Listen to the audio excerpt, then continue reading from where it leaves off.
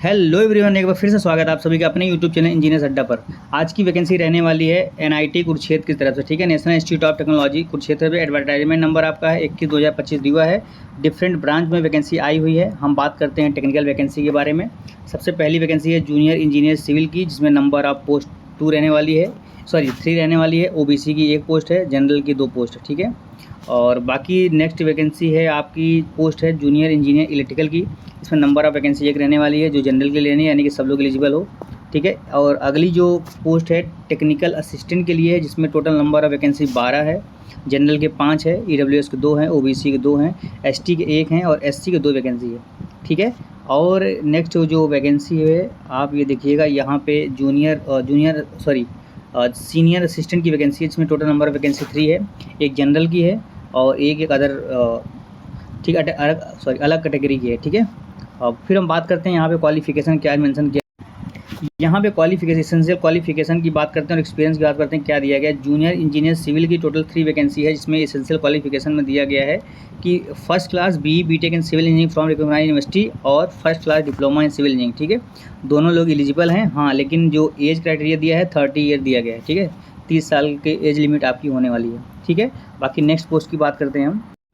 अगली पोस्ट है आपका जूनियर इंजीनियर इलेक्ट्रिकल वालों के लिए, हाँ। यहाँ पे आप ये भी देखिएगा, यहाँ पे दिया है कि 1 year of direct recruit as NIT status, ठीक है। यहाँ पे बात करते हैं हम जूनियर इंजीनियर इलेक्ट्रिकल के बारे में। यहाँ पे जो एसेंशियल क्वालिफिकेशन आपकी दी हुई है, यहाँ पे वही first class BE BTech electrical engineering और डिप्लोमा के लिए भी वही दिया है।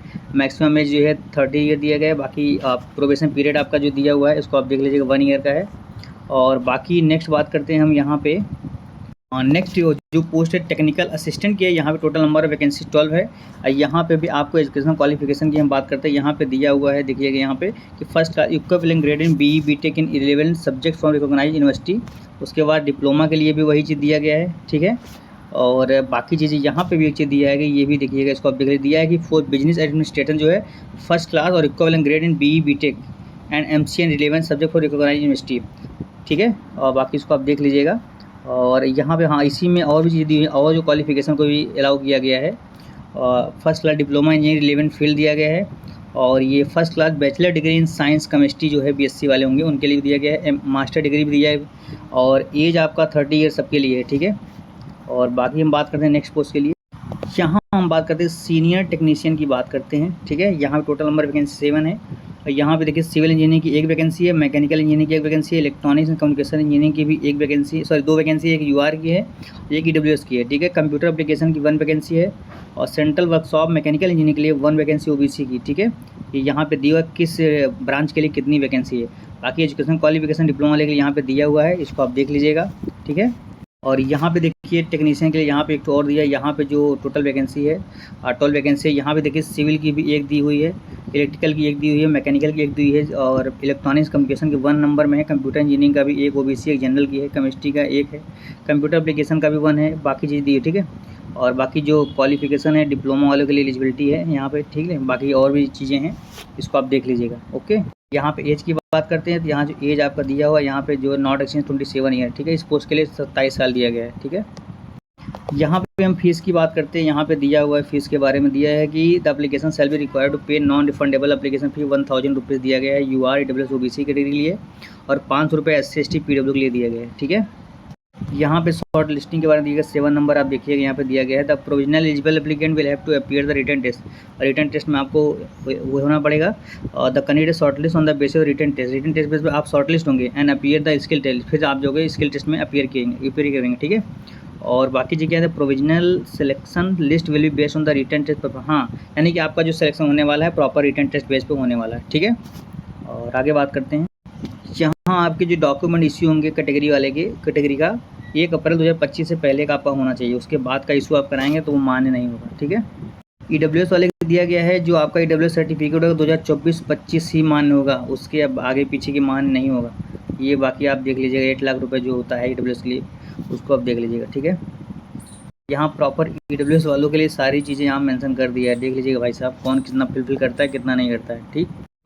और बाकी नो ऑब्जेक्शन सर्टिफिकेट भी आपको प्रोवाइड करना पड़ेगा जो लोग इस समय वर्किंग में हैं, गवर्नमेंट ऑटोनोमस बॉडीज़ PSU बाकी जगह, ठीक है। ये भी दिया हुआ है पॉइंट नंबर 12 में इस चीज़ को दिखाया गया है। बात करते हैं एज रिलैक्सेशन की। एज रिलैक्सेशन में यहाँ चीज़ें दी हुई है, ठीक है। SC/ST के लिए 5 साल का है, OBC के लिए 3 साल का है, PWUR 10, PW OBC NCL 13। बाकी चीज़ें आप देख लीजिएगा। सर्विस मैन के लिए भी 3 साल का दिया गया है, इसको आप देख लीजिएगा, ठीक है।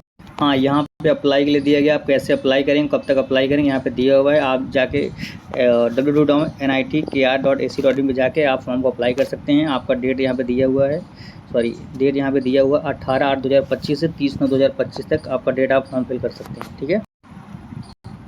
यहाँ पे एक चीज़ बहुत प्रॉपर बोली गई है, आपको दिखाना चाहते हैं हम। यहाँ पे 3 नंबर में बोला गया है, यानी कि जो आप फॉर्म फिल करोगे वो तो ठीक है, लेकिन आपको हार्ड कॉपी भी इस पोस्ट पे आपको भेजना पड़ेगा, ठीक है।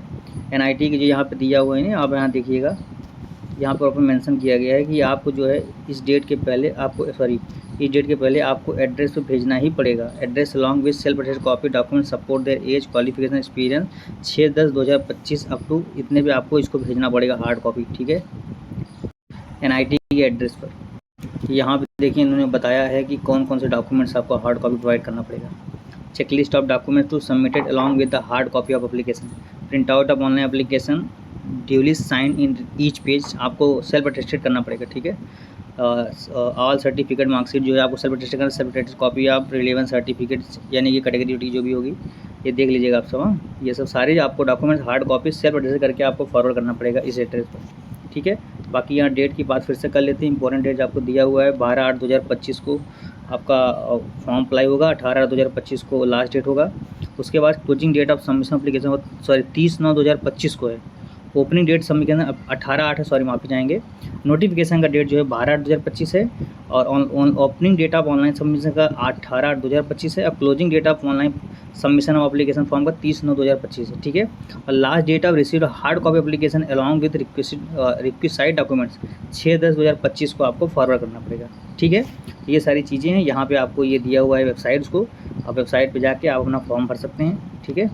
और बाकी चीज़ें ये आपका तो फॉर्मेट है, बाकी चीज़ें आप देख लीजिएगा। हाँ, सबसे ज़्यादा इंपॉर्टेंट है ये चीज़ें, लास्ट डेट ऑफ फॉर्म का कैसे करना है, ठीक है। बाकी मिलते हैं नेक्स्ट अपडेट में, नेक्स्ट वीडियो में, ठीक है। हाँ, लेकिन आप लोग यार सब्सक्राइब करिए और शेयर करिए, ठीक है। Okay, thank you so much to all of you, thank you so much.